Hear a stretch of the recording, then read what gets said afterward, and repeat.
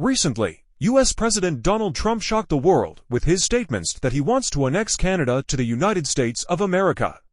Many believe that there have never been serious conflicts between the two neighbors, or even the possibility of such a conflict.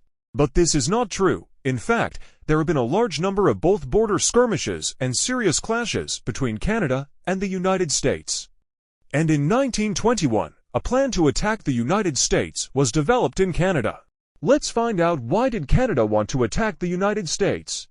So, in April 1921, Colonel James Sutherland Brown, Director of Military Operations and Intelligence of Canada, developed a Canadian plan to invade the United States, known as Defense Scheme No. 1.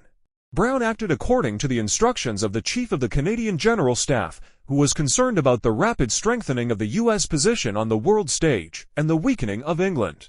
Based on his logic, Canada could well become a battlefield between the two powers.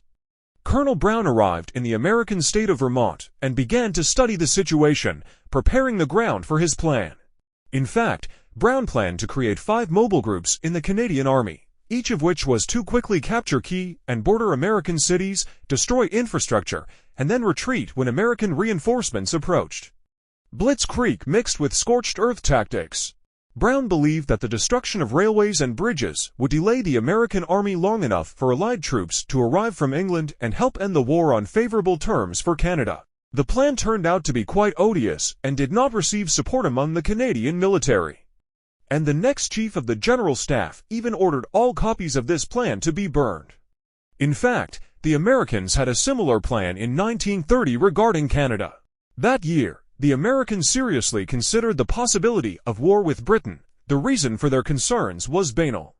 The Americans believed that the growing economic competition between the powers could escalate into a real war, and Canada would become a battlefield. In February 1935, the United States spent a huge amount of money updating its plan to invade Canada. They built 3 military airfields near the border, disguised as civilian airports. They staged large military exercises involving 36,000 soldiers.